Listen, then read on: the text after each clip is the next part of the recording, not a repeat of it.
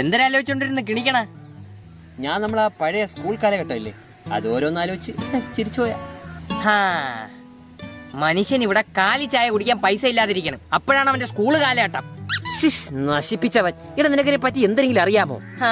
എനിക്കൊന്നും അറിഞ്ഞൂടാ. അതുകൊണ്ടാണല്ലോ ഒരു ഗതിക്കും പരഗതി ഇല്ലാതെ നിന്റെ കീഴ്വാൻ ശ്വസിച്ച് ഇവിടെ നിക്കണത്. ഞാൻ അമ്മയ്ക്കാണല്ലോ വിട്ട, ഞാൻ കേട്ടാന്തോ.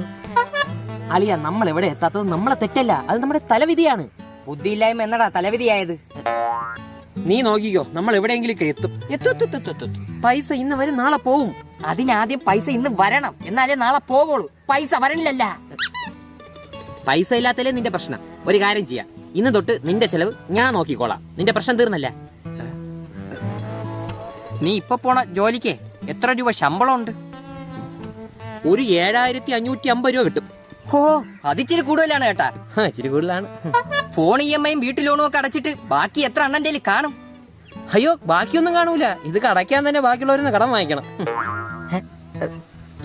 നീയാണാ എനിക്ക് ചെലവിന് തരാൻ പോണ? വാക്ക് തരണേല് പ്രശ്നമൊന്നുമില്ലല്ലോ അളിയ, അത് പാലിക്കാതിരുന്നാ പോരെ.